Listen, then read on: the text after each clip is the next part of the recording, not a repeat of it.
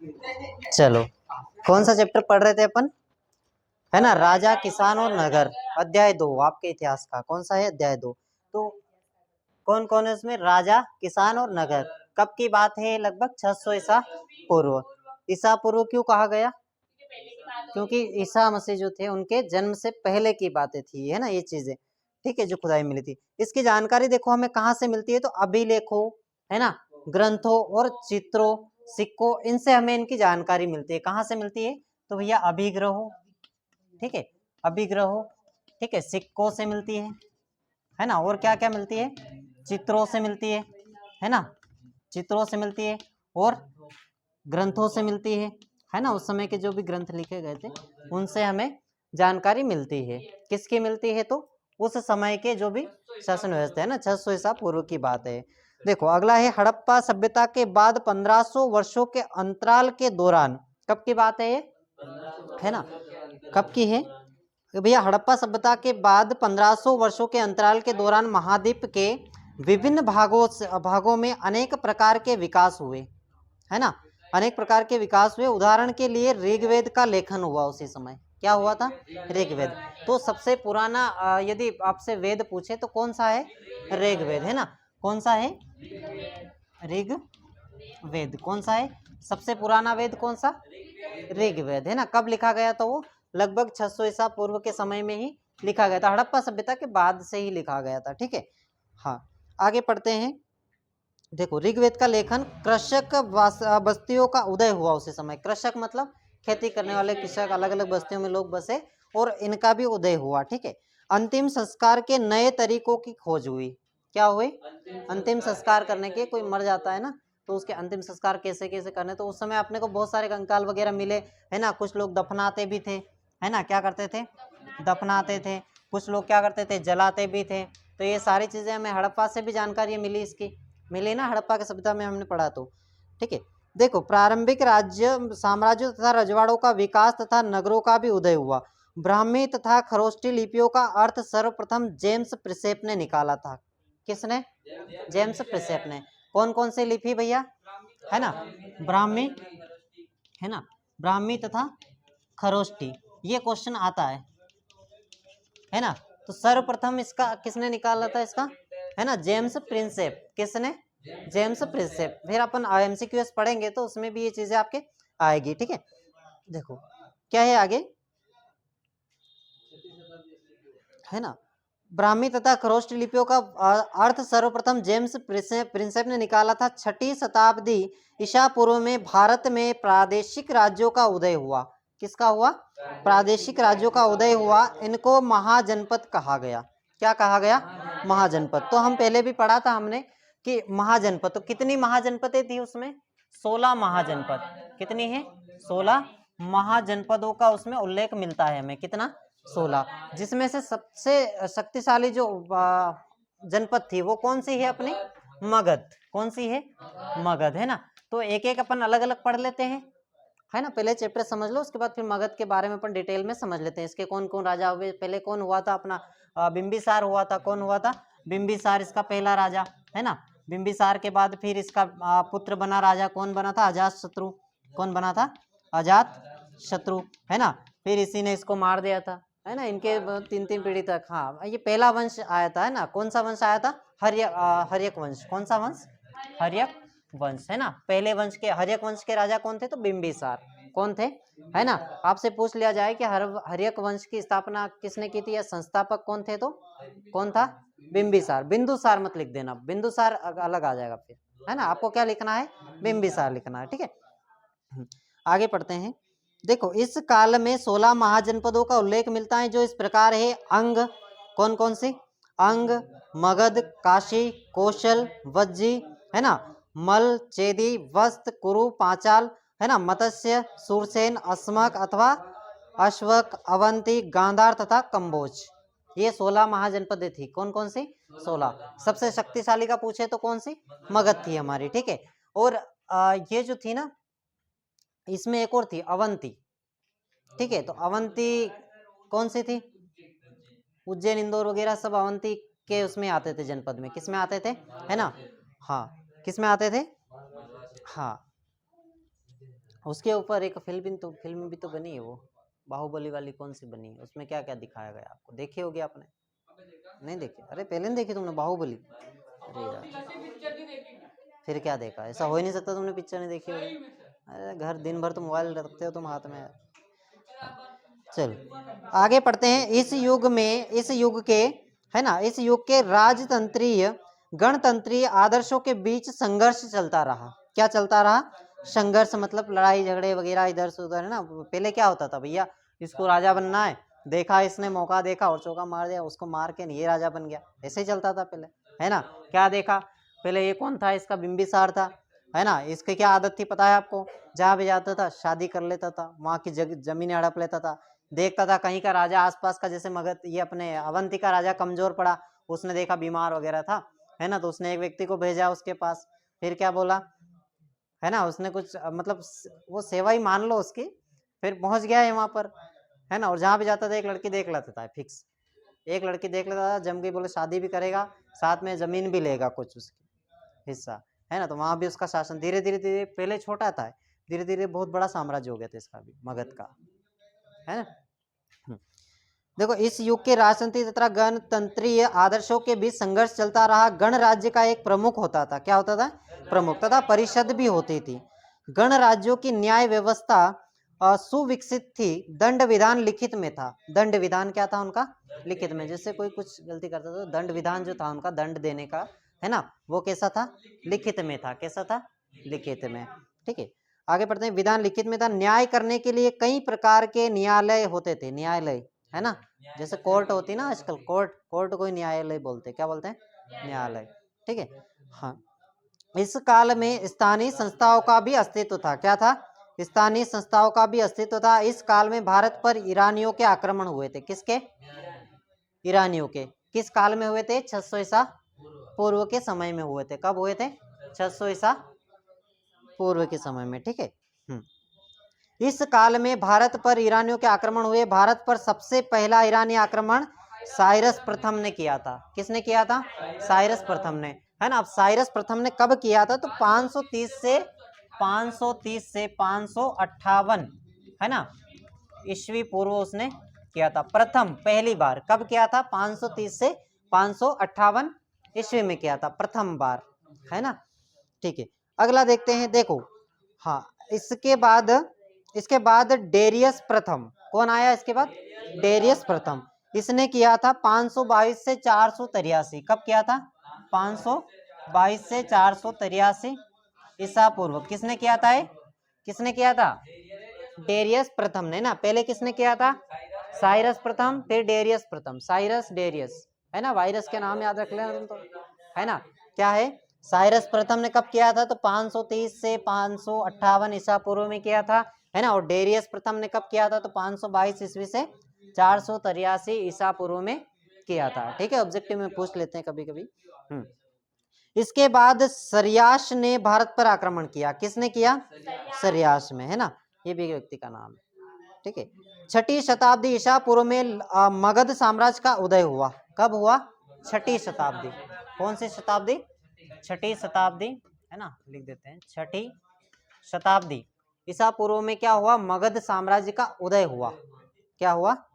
उदय, है ना। मगध साम्राज्य के बारे में पढ़ेंगे, बहुत अच्छे से, अलग से बनाएंगे, उसके अलग से पढ़ेंगे, बहुत अच्छी चीज है उसमें, है ना। मगध में प्रथम साम्राज्य की स्थापना वृद्धरथ ने की थी। किसने की थी?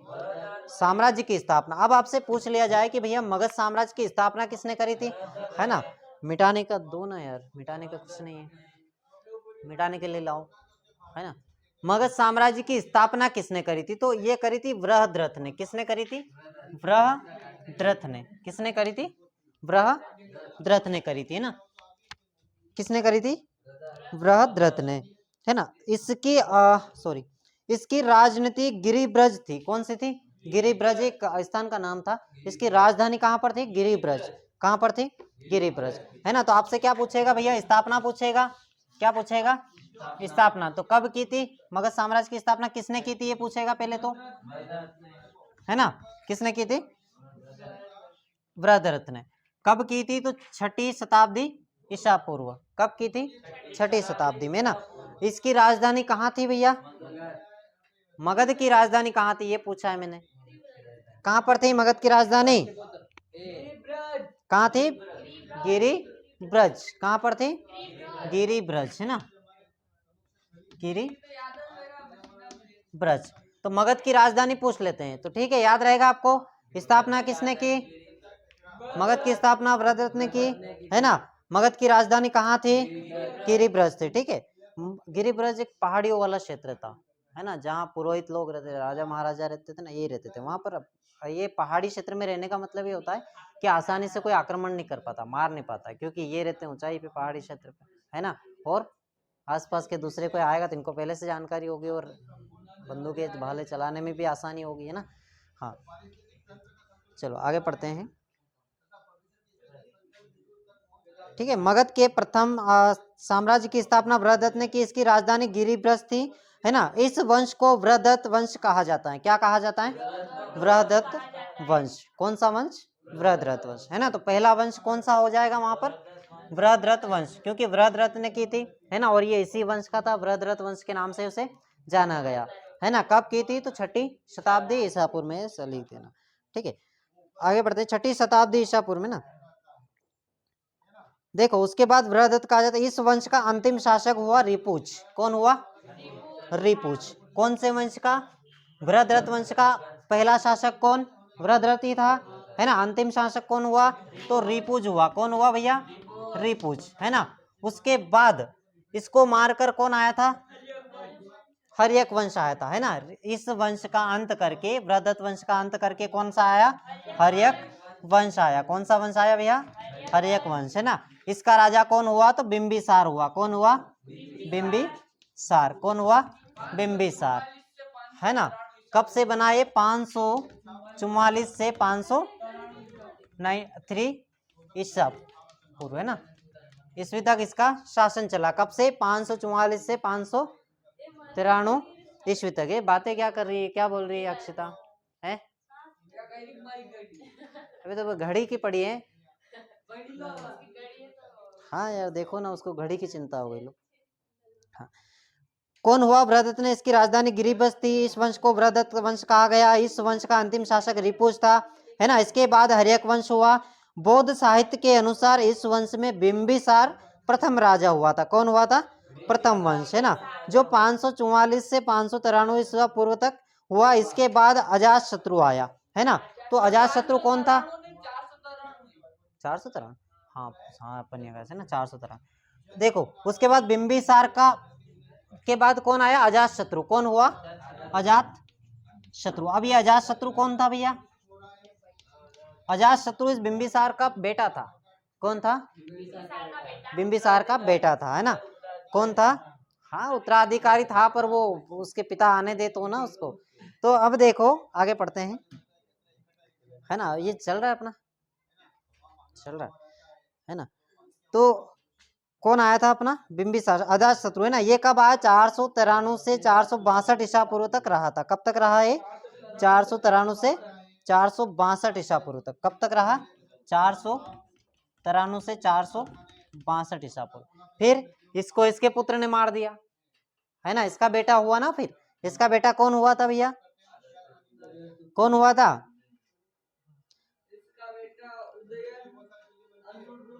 कौन हुआ था, उदयन। कौन हुआ था, उदयन, है ना, उदयन था। उसके बाद कौन हुआ था, इसका पुत्र उदयन। कौन हुआ था, थोड़ा डिटेल में समझ लेते हैं, मिटा दें इसको, पूरा का पूरा ही समझ लेते हैं ना। देखो सबसे पहले कौन सा, मगध की स्थापना किसने की, तो मगध की स्थापना की वृहदत्त ने। कौन से, वृहदत्त ने, ठीक है।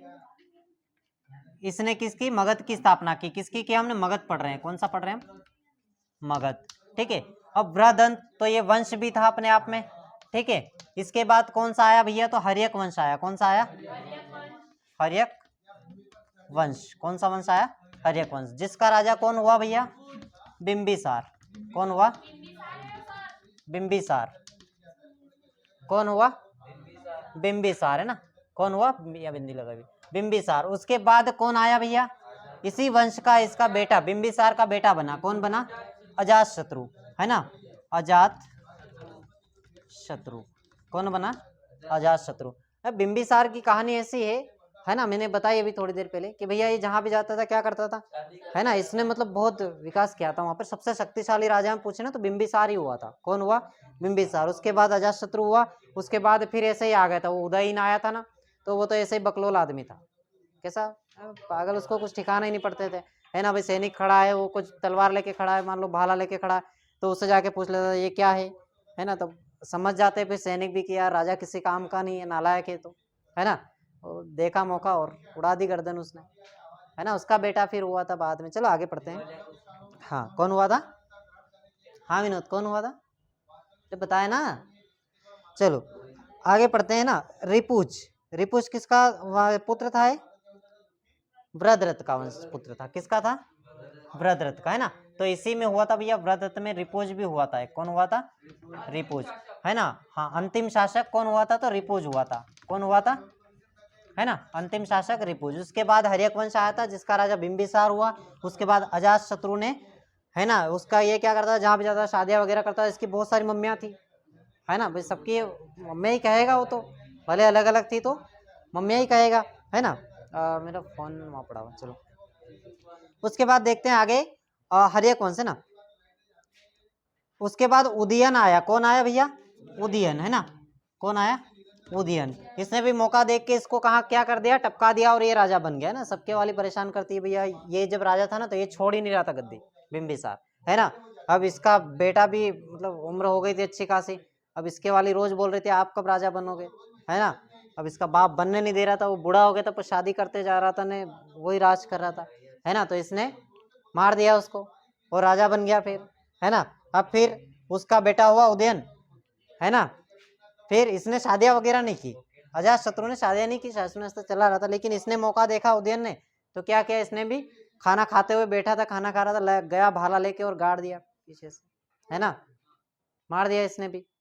फिर ये मर गया। इसके बाद कौन आया भैया? इसके बाद कौन आया? अनिरुद्ध। कौन आया? अनिरुद्ध, है ना। अब अनिरुद्ध आया ना तो ये फिर क्या करता था, इसका जो लड़का हुआ, कौन हुआ था इसका लड़का? नाग, कौन हुआ? नागदस्तक। कौन हुआ? नागदस्तक, है ना। तो ये उससे पूछता रहता था समय समय पे, जैसे उसका लड़का जवान हो गया तब इसको पता है कि भैया इसने दादा को मार दिया, है ना, मेरे पिताजी ने दादाजी को मारा था, अब उनको मैंने मारा है, तो हो सकता है मेरा बेटा भी जवान हो रहा है तो मुझे भी टपका दे, है ना। तो दिमाग में तो था उसके, तो ये पूछता रहता था कि कोई हो तो बता देना, है ना, तो शादी वगैरह करवा देंगे हम भी, ठीक है। तो उसके बाद कौन हुआ था भैया? उसका जो बेटा हुआ कौन हुआ था? नागदस्तक, है ना। कौन हुआ था? नागदस्तक, है ना। तो नागदस्तक का जो था, है ना, अनिरुद्ध नागदस्तक हुए। शिशुपाल ने बिंबिसार के वंश का नाश कर दिया। उसके बाद देखा इसने, ये शिशुपाल जो है ना, ये सैनिक था। कौन था? सैनिक, है ना। सेनापति होता है ना एक, कौन होता है? सेनापति। तो ये था सेनापति भैया। कौन था? सेनापति। किसका? किसका था? नागदास का। किसका था? नागदास का, है ना। अब इसने देखा ऐसे राजा, मैंने बोला ना अभी कि भैया ये क्या करता था, जैसे राजा खड़ा, राजा तो इतना पागल था, ये बकलोल आदमी था, कुछ नहीं समझता था, नालायक व्यक्ति था। कौन था? नालायक, है ना। तो सेनापति ने देखा यार कुछ नहीं समझता है, तो है ना, जैसे एक दिन कुछ भाषण वाषण दे रहा था वो, तो उसने गया और तलवार से मुंडी उड़ा दी उसकी। क्या की? मुंडी उड़ा दी। किसने? सेनापति ने, है ना। और मतलब कुछ उसके जो शासन में उस समय लोग थे उनको पहले से ही बोल दिया कि यार ये कुछ नहीं समझता है राजा, है ना, बिल्कुल नालायक है ना, किसी काम का नहीं।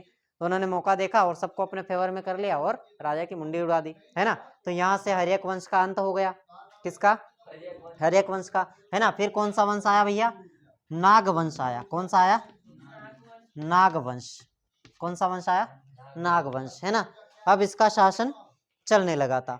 तो देखो बिंबिसार के वंश का नाश हो गया। उसके बाद देखो शिशुनाग आया, तो इसने कौन से शिशु और नाग वंश का स्थापना करी, जो कि 430 से 364 कब तक चला है?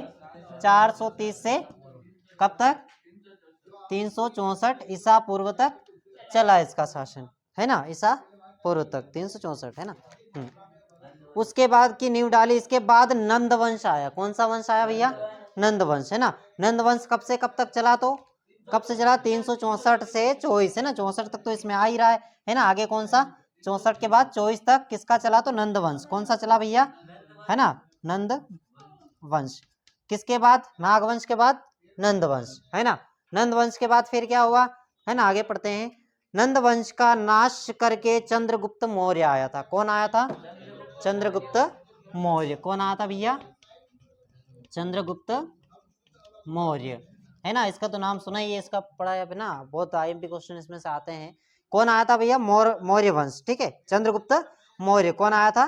मौर्य वंश, जो कि 322 ईसा पूर्व से 298 ईस्वी तक इसका शासन चला, सम्राट बना और मौर्य वंश की नींव पड़ी। क्या बड़ी? मौर्य वंश की नींव इसने डाली।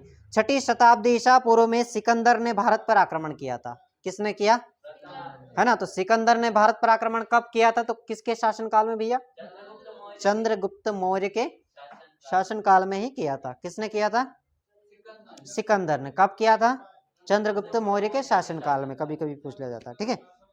हाँ, इस काल में शक, है ना, शक, शत्रक, कुषाण वंश का शासन हुआ। इस वंश के बाद कौन सा, है ना, चंद्रगुप्त मौर्य वंश के बाद फिर कौन सा वंश आया भैया? कौन सा आया? शक वंश आया, है ना। फिर कौन सा आया? शत्रक वंश। फिर कुषाण वंश का शासन हुआ। कुषाणों में कनिष्क महान शासक था। कौन था? कनिष्क एक महान शासक हुआ, है ना। दक्षिण भारत में शुंग वंश, सातवाहन, चालुक्य तथा चोलों का भी शासन हुआ। तो सभी वंश आपको याद रखने हैं, कहीं से कोई सा भी उठा के पूछ लेते हैं। उसमें एमसीक्यूएस में क्या होता है, ऑब्जेक्टिव में कहीं से भी पूछ लेते हैं, ठीक है, पूरे चैप्टर में से। हाँ, अगला देखो। गुप्त काल में चंद्रगुप्त प्रथम 320 ईस्वी से 335 ईस्वी तक रहा। फिर समुद्रगुप्त आया। कौन आया? देखो, प्रथम इसमें समझ लेते हैं कौन था? चंद्रगुप्त मौर्य। ये बता दे, चंद्रगुप्त मौर्य कौन था भैया? चंद्रगुप्त मौर्य। उसके बाद कौन आया? उसके बाद देखो, उसके आगे ही नाम आ रहे हैं। कौन था प्रथम इसमें? मौर्य वंश का, मौर्य वंश का कौन आया? चंद्रगुप्त। फिर उसके बाद कौन आया भैया? समुद्र नहीं, समुद्र होता है ना, समुद्र गुप्त। फिर उसके बाद कौन आया भैया? उसके बाद कौन आया, है ना। देखो, सबसे पहले चंद्रगुप्त, फिर समुद्रगुप्त, उसके बाद रामगुप्त आया। कौन आया? रामगुप्त आया। कौन आया भैया? तो राम गुप्त। उसके बाद आया चंद्रगुप्त। कौन आया? अब ये था चंद्रगुप्त प्रथम आता है यहाँ पर, ठीक है। और ये जो आया ना चंद्रगुप्त, कौन आया? चंद्रगुप्त विक्रमादित्य, है ना। तो चंद्रगुप्त ही इसको बोलते हैं, चंद्रगुप्त विक्रमादित्य। कौन था ये? विक्रमादित्य, है ना। कौन सा था?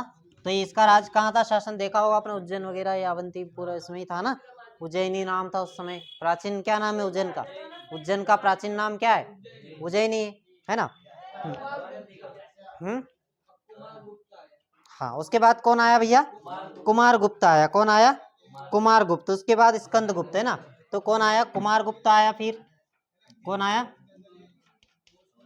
कुमार गुप्त। उसके बाद कौन आया? स्कंद गुप्त, है ना, स्कंद गुप्त। उसके बाद कौन आया भैया? उसके बाद कौन आया?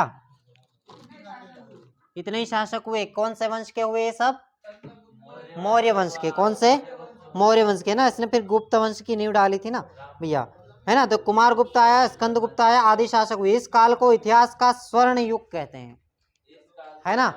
तो अब आपसे पूछ लिया जाए कि किस काल को इतिहास का स्वर्णिम युग कहा जाता है? किस काल को? मौर्य वंश के काल को, है ना। कौन सा, तो आपको पूछ लिया जाएगा ना। अगला देखो, शासन हुए 600 ईसा पूर्व के अंत में और 700 ईसा के प्रारंभ में हर्षवर्धन आया। कौन आया भैया? हर्षवर्धन, है ना। 606 ईस्वी से 647 ईस्वी तक इसने शासन किया। उसके बाद अभिलेखों में ईस्वी के प्रारंभ शताब्दी से ही भूमिदान के प्रमाण मिलते हैं। भूमिदान वगैरह करते थे ना, है ना। भूमिदान करना किसी को, मतलब जमीन क्या करते थे, तो उसके भी प्रमाण हमें मिले हैं, ठीक है ना। अगला देखें, इस प्रकार के दान राजाओं तथा सरदारों द्वारा धार्मिक संस्थाओं ब्राह्मणों को दिए जाते थे। किसको दिए जाते थे? धार्मिक संस्थाएं होती थी, जैसे कोई मंदिर ट्रस्ट वगैरह चलते ना आजकल, है ना। तो किसी ट्रस्ट को दे दी, या किसी धर्मशाला वगैरह को दे दी, या किसी पुजारी जी को दे दी, पंडित जी को दे दी, है ना। तो ये दान के प्रमाण भी हमें उसमें मिलते हैं, ठीक है। अब आगे देखो, अभिलेखों में ईस्वी के प्रारंभिक शताब्दी से ही भूमिदान के प्रमाण मिले। इस प्रकार के दान राजाओं तथा सरदार द्वारा धार्मिक संस्थाओं द्वारा ब्राह्मणों को दिए जाते थे। इस काल की अधिकांश प्रजा कृषक थी। कैसी थी अधिकांश प्रजा? अधिकतर लोग क्या करते थे? कृषि या खेतीबाड़ी करते थे। क्या करते थे? कृषि या खेतीबाड़ी, यानी कृषक थे। कौन थे? कृषक थे, किसान थे, है ना। अभिलेख, है ना, कहाँ पढ़े थे?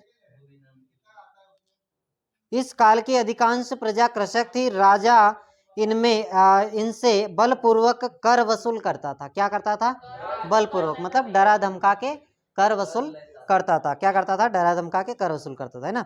ठीक है। इसके कारण राजा तथा कृषकों के संबंध तनावपूर्ण रहते थे। डर का माहौल रहता था किसानों में, कृषकों में, है ना, और तनावपूर्ण माहौल बना रहता था। बाण भट्ट कन्नौज के शासक हुए। उसके बाद कौन हुए भैया? बाण भट्ट कन्नौज के शासक हुए। कन्नौज कहाँ पड़ता है आजकल? यूपी। कहाँ पड़ता है? उत्तर प्रदेश में पड़ता है ना, आज के भारत में। कहाँ पड़ता है ना, जहाँ के कन्नौज के ही अखिलेश यादव जो है ना, नाम सुना होगा आपने, वो वहाँ के सांसद है अभी फिलहाल, कन्नौज के ना। कन्नौज के शासक हर्षवर्धन का राज कवि था। बाणभट्ट, सॉरी, बाणभट्ट जो था वो कन्नौज का जो शासक था ना, उसका राज कवि था। कौन था? राज कवि। कौन था? हाँ, तो कौन था कन्नौज के शासक का राजकवि? बाणभट्ट। नाम याद रखना आप अच्छे से, ठीक है ना। और मनुस्मृति प्राचीन भारत का सर्वाधिक प्रसिद्ध विधि ग्रंथ था उस समय। कौन सा? मनुस्मृति, है ना। मनुस्मृति के बारे में अपनों ने उसमें भी पढ़ा है ना। मनुस्मृति के बारे में कितनी बहुत गलत गलत चीजें थी, बहुत सारा भेदभाव। ब्राह्मणों ने लिखा था वो। किसने? ब्राह्मणों के लिखा हुआ ग्रंथ था। मतलब कुल मिला के जैसे आज संविधान से चलता है देश, कैसे चलता है? संविधान से। उस समय काय से चलता था? मनुस्मृति से चलता था, जो पूरी तरह से ब्राह्मणों ने लिखी थी, है ना। और वो उनकी ही शासन व्यवस्था थी पूरी। मतलब राज कौन करते थे? क्षत्रिय, है ना। और वो लोग क्या करते थे? शासन व्यवस्था वगैरह से। ये मनु भंडारी ने लिखी थी मनुस्मृति। किसने लिखी थी? मनु भंडारी ने ना। उसके बारे में भी आपने पढ़ा। किसने लिखी थी? मनु भंडारी, ठीक है। हाँ, आगे पढ़ते। उत्पादक, है ना, सॉरी, ये प्रसिद्ध ग्रंथ था उस समय का। उत्पादक और व्यापारियों के संघ को श्रेणी कहा जाता था। क्या कहा जाता था? उत्पादक और व्यापारियों के संघ को श्रेणी कहा जाता था। अब प्रश्न आ जाए कि श्रेणी किसे कहते थे? निम्न में से कौन सी श्रेणी है? तो व्यापारियों और संघ के श्रेणी कहा जाता है, ठीक है। आगे पढ़ते हैं।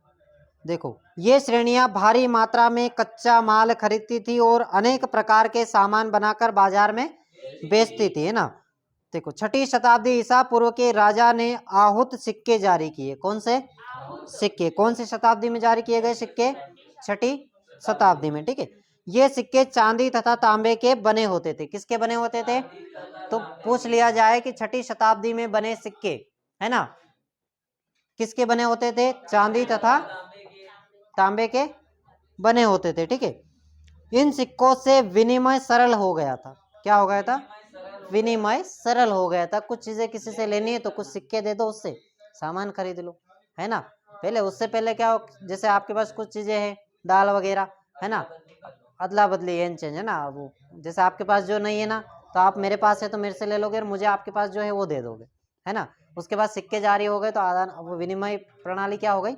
सरल हो गई, है ना। किसी को कुछ चाहिए तो जैसे आजकल क्या है, अपन कुछ लेते हैं, भैया अपने को घड़ी चाहिए, है ना, तो अपन पैसे दे के ले लेते हैं, है ना। अब उस समय पैसे सिक्के वगैरह नहीं थे तो फिर क्या, कुछ तो देना पड़ता था बदले में। हाँ, अदला बदली कर लेते थे। विनोद को ज्यादा जानकारी, है ना। चलो आगे पढ़ते हैं। शासकों के नाम तथा चित्र के साथ सबसे पहले सिक्के हिंदू यूनानी शासकों ने जारी किए थे। किसने? हिंदू यूनानी शासकों ने जारी किए थे। कुषाण शासकों ने सोने का सिक्का जारी किया था, ठीक है। तो कुषाण शासकों ने कौन सा सिक्का जारी किया था? सोने का सिक्का, है ना। अशोक के सिंह शीर्ष को आज भारत ने राष्ट्रीय चिन्ह के रूप में अपनाया है। कौन सा? अशोक चिन्ह। देखा होगा आपने, है ना, सांची स्तूप में है ना, अपने संसद भवन में भी है। तो वो किसने भारत ने आज अपनाया हुआ है? अशोक चक्र के रूप में। किसके रूप में? अशोक चिन्ह के रूप में। किस रूप में? है ना, अशोक राष्ट्रीय चिन्ह के रूप में, सॉरी, भारत ने किस रूप में? राष्ट्रीय चिन्ह के रूप में ना। तो ये तो हो गया अपना पूरा चैप्टर, समझने की बात हो गई, ठीक है। उससे पहले डिटेल में अपन पहले भी समझ चुके हैं, है ना। ये तो रिवीजन में चल रहा है। अब पढ़ेंगे अपन इसके एमसीक्यूएस। क्या पढ़ेंगे? एमसीक्यूएस, है ना। जितने भी अभी तक के आए हुए क्वेश्चन में पूछे गए हैं विकल्प, वो पढ़ेंगे, है ना। जितने भी आ सकते हैं एनसीईआरटी के, लगभग जितने भी बनेंगे इसमें, है ना, 40 50 60 जितने बनेंगे अपन सब पढ़ेंगे उसमें। ठीक है, हो गया, समझ में आ गया ना, क्लियर? चलो।